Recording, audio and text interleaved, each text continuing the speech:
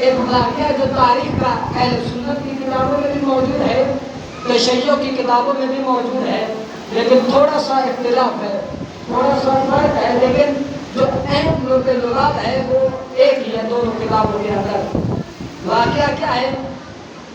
رسول اکرم صلی اللہ علیہ وآلہ وسلم کے حقیقی جانشین امیر المومنین علی بن ابی طالب ایک جگہ پر تشریف فرما ہے، اور ساتھ کچھ دوست و احباب و اصحاب کرام بھی رسول اکرم کی جانشین کے ارد موجود ہیں۔ پریشان تو نہیں ہو رہے؟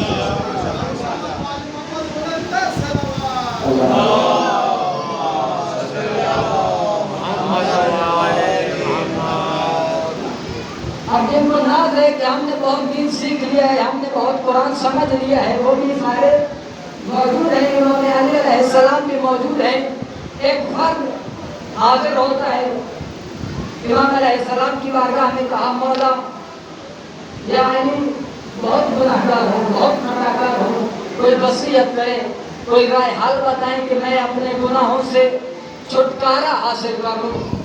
امام علی علیہ السلام فرماتے ہیں استغفار کرو۔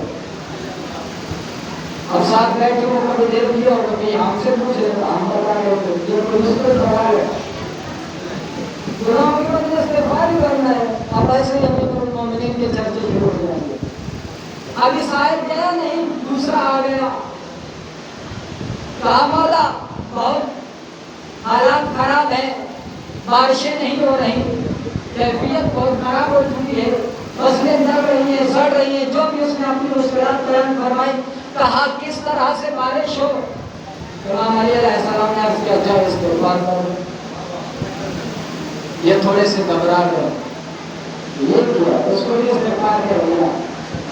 تیسرا آ گیا، کہا مولا کیا ہوا؟ بہت تنگ دست ہوں، غریب ہوں، کچھ کھانے کا نہیں ہے، غربت میں دن گزار رہا ہوں۔ کہا جاؤ استغفار کرو۔ اور ساتھ بیٹھے وہ کا حالات اور خراب ہو گئی، یہ تیسرا بندہ اس کو بھی استغفار کر دیا۔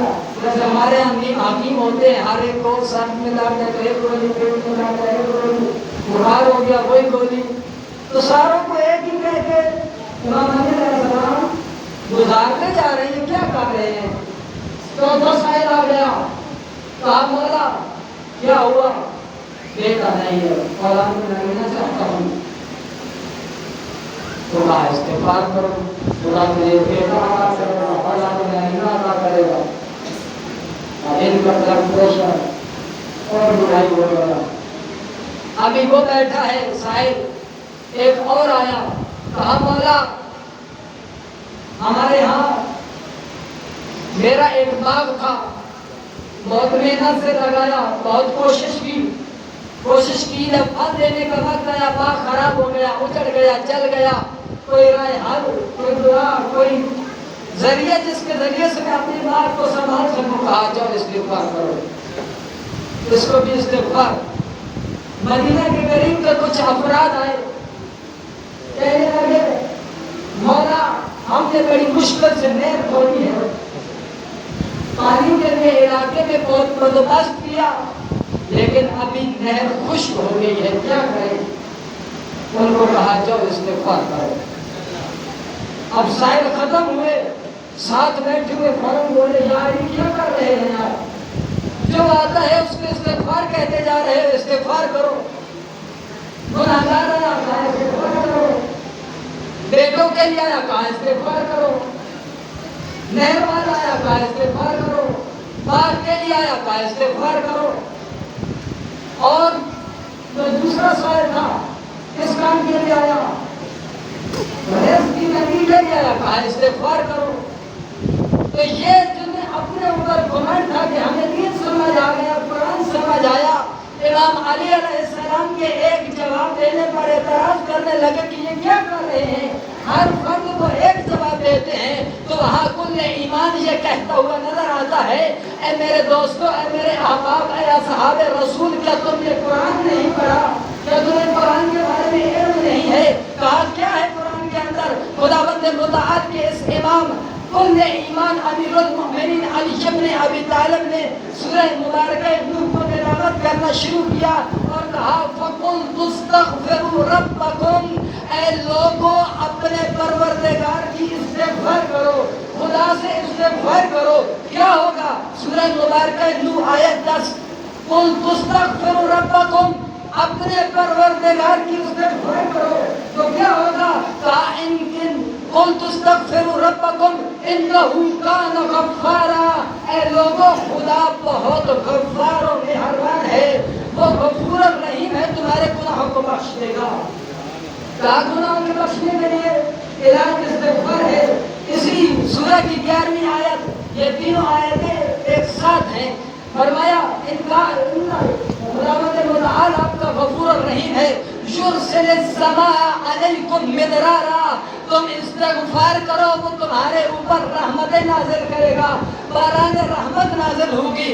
وَيُمْدِدْكُمْ بِأَمْوَالٍ وَبَنِينَ، تم استغفار کرو وہ تمہارا مال بڑھا دے گا، وہ تجھے بیٹے عطا کرے گا۔ وَيَجْعَلْ لَكُمْ جَنَّاتٍ، وہ تجھے باغ عطا کرے گا۔ وَيَجْعَلْ لَكُمْ أَنْهَارًا، وہ تجھے نہریں عطا کرے گا۔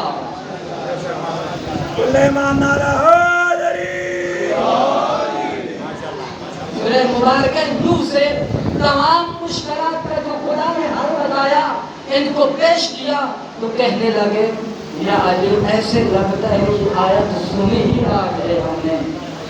کہا آج نہیں سنی، سنی پہلے بھی تھی، سمجھ آ جائی ہے تجھے۔ تو قرآن وعدہ کر کے کہہ رہا ہے، قرآن کی کوئی بات غلط نہیں ہے، قرآن کے اندر کوئی اشتباہ موجود نہیں ہے۔ تو سورہ نوح کی یہ 3 آیتیں ان 6 کاموں کی گارنٹی دیتی ہے کہ یہ 6 کام استغفار میں آپ کو مل جائیں گے۔ کوئی اگر چاہتا ہے اپنے گناہوں کی مغفرت استغفار کرے، اگر کوئی چاہتا ہے وہ مالدار ہو جائے استغفار کرے، اگر چاہتا ہے اولاد نگینہ حاصل کرے خداوند متعال کی بارگاہ میں استغفار کرے، کوئی چاہتا ہے باغ حاصل کرے یعنی دولت حاصل ہو سے استغفار کرے، پانی کی فراوانی چاہتا ہے استغفار کرے۔